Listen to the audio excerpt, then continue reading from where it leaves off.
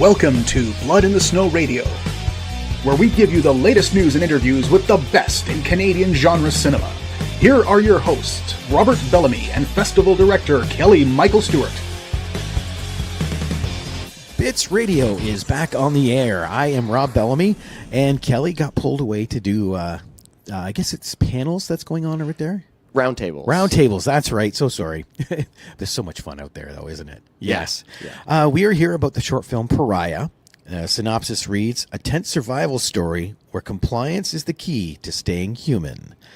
And I'll get you to introduce yourself and the role in the project. Great. I'm AJ Lutsky. I'm the director, and I also wrote Pariah and did a little bit of producing, and I edited it myself, and, you know, it's that indie film story. Welcome to independent film. Yes. Bet you clapped a few slates on set, too, didn't you? Probably did. It was actually mostly silent, so, you know, we did not on this particular film. Oh, yeah. So, yeah. That is true. Right. So your audio guy hated you then because he had no job. You know what? No, Toby did great. We couldn't have done it without Toby. We absolutely needed her there for a few key moments, but totally understated how much work she would actually be doing, or overstated. Well, with the story of Pariah, and it's fun because you can't talk about the twist without giving things away. So, but that kernel, where did that idea come from? I mean, I don't really know where the origin of this came from, but the idea was to make a film where you cannot trust your senses, right? Where everything is pointing you in the direction of, you know, I identify with this person, I can see myself in his or her shoes and go through this world where they're searching and I'm along with them for the ride, until, you know, I guess I can't. How do you say it without saying it? Until you realize you've been led astray. Yes, that's the perfect way to say it. Right? Yes, because that's it. I was bought in the whole time, and then it was like a Sixth Sense moment when you get to the end, and it's like, oh, damn. Yeah, exactly. And that's why I wondered. As soon as I'm seeing this, it's like, oh, I got questions. So that is cool to know because you're right. You go through that whole thing. It's like, who do you trust? Right. That was the core element of the whole thing, and you know, just thinking about this world that we live in today where it's like you can't even trust your eyes, right? Some of the things that you see online or people's voices are being duplicated and all this stuff. That was, you know, that definitely inspired the creation of this. And I wanted to reflect that in this, you know, way that really draws you in and brings the viewer in. Filming this, was winter on purpose or was that just because it was winter? It was time to shoot this movie, and it was, you know, everything just worked out in our favor. You know, we had we shot it in less than 24 hours out in the wilderness, and it worked out really well because the night before the shoot, it was an absolute dump of snow, and it didn't snow at all on the day we were shooting. So it was fresh and quiet and deathly cold, and it really suits the mise en scène and the vibe for everything. That's what I was gonna say because it added to the desolate, like the solitude of the whole thing. You know, especially the shot of them walking down the street.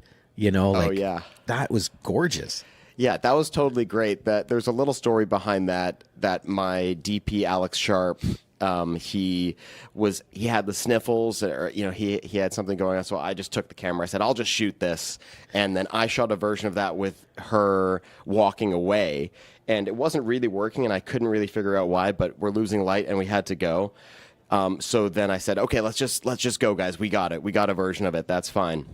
And then he came out of the truck, and he saw her walking back towards the camera, and I was talking to the actress, and he's like, AJ, get out of the way, get out of the way. And I look around like, what's going on? And I realized that he had the camera low on the ground and was filming her walking back and approaching the camera instead.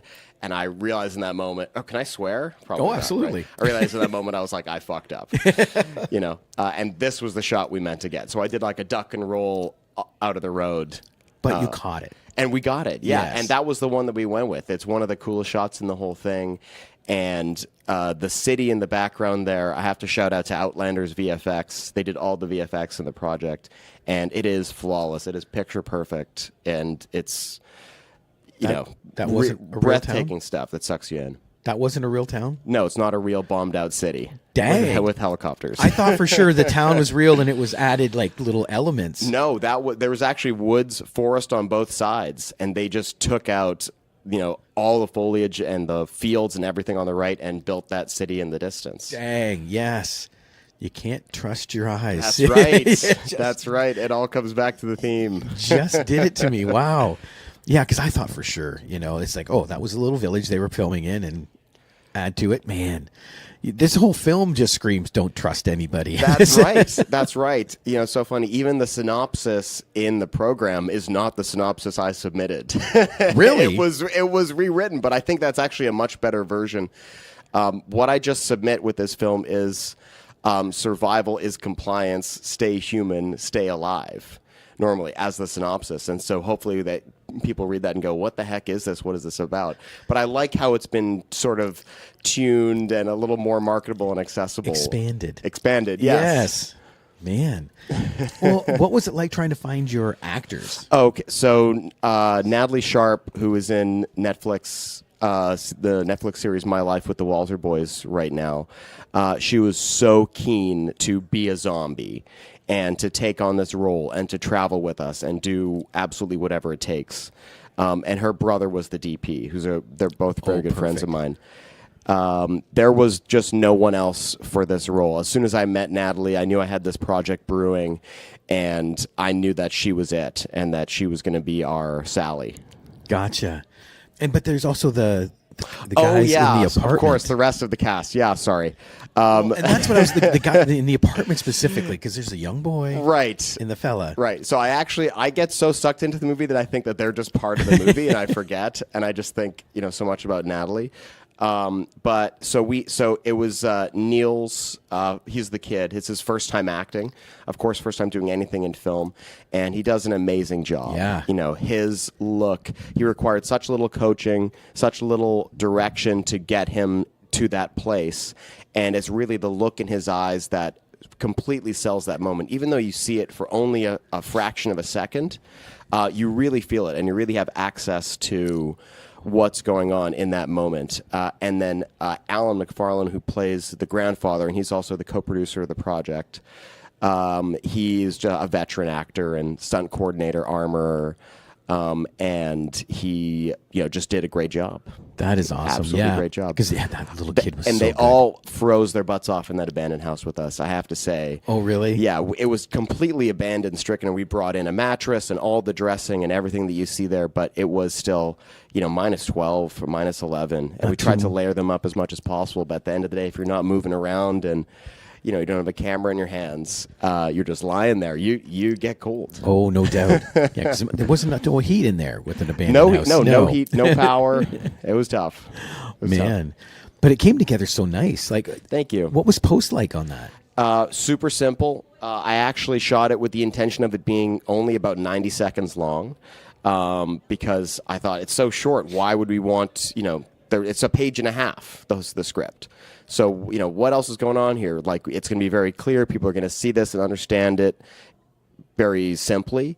And what I found in in editing and post is that it felt so good to linger. And it really created the suspense and the creepy mood. So much tension. So much tension, right? And so that's why it, fell very naturally at like just north of 6 minutes. And you blew that minute a page theory right out of the water. Seriously. It took, it was threw me for a loop, and I was watching it like, is this good? Does this work actually at this length? And so far, it's had a great festival run. We won Best International Short in Australia at Monster Fest. Nice. We won Best BC Film and Best Twist at Vancouver Horror Show. And see, Australia, that's impressive to me, because to me, they have the best zombie short, Cargo. Oh, I don't know. Oh, you've never seen that? No, I haven't seen it. Oh, look that up. Yeah, that is like the best zombie one ever. Okay, I've got to put that on my list. I have to admit, actually, I don't like watching horror movies normally. It's not really horror. Okay. It's just that horror theme. Oh, cool. It's scary. It just puts you in a mood. Yeah, I'll explain more of that off air. Okay. Just so we can focus more on your project. Okay. Yes. Yeah, I never, before this year, I didn't seek out to make a horror film. I didn't think that my style would really lend itself to that because I'm more of a action comedy guy. I can inject fun and heart into things very easily, very simply. But because I shot my second feature in September, Scare B&B, and I knew that was coming down the pipeline. So to sort of test that and see what I could do and explore in this space, that's why I wanted to make Pariah. And this is interesting, too, because I was going to ask you, on the form, it said preview for Scare B&B. That's right. What is Scare B&B? Well, I want to give you, what do you call it? The scoop. Ooh, exclusive scoop. Yes, I have a teaser that I can show you for the film that we shot, which is very exciting. It's a thriller. 4 college kids go to a cabin in the woods and they're attacked by killers wearing masks, right? Great premise. We've seen this movie before, but instead of one girl dying at a time and the guy gets the courage to save the girl in the end and blah, blah, blah, that's been done before. Instead, the girls get a chance to escape. And instead, they turn around and they're like, fuck this, and they go and kill the killers. Oh, nice. And there's a great twist in Scare B&B as well. And we shot that in 18 days in Kelowna, and it was the most fun I've ever had, most challenging project I've ever worked on. That sounds amazing. Because you mentioned it, everybody's seen that movie before. The original ideas are scarce. Mm-hmm. It's how you take what's out there and twist it to make it your own, like Scare B&B. Exactly. Yes. Exactly. So this is a feature film? It's a feature film.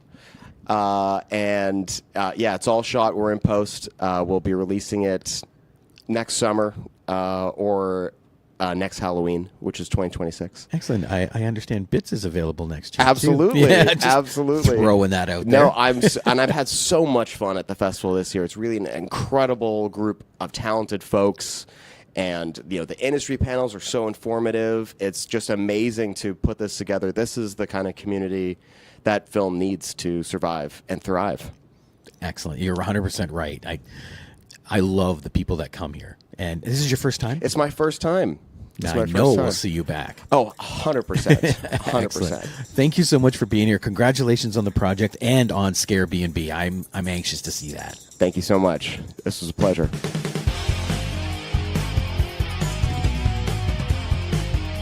Join us next time for Blood in the Snow Radio.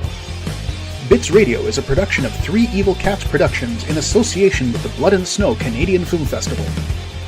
For more information and to listen to other episodes, visit bloodinthesnow.ca and tweet us at BitsFilmFest. Music by Jen Gorman, produced and edited by Kelly Michael Stewart. I am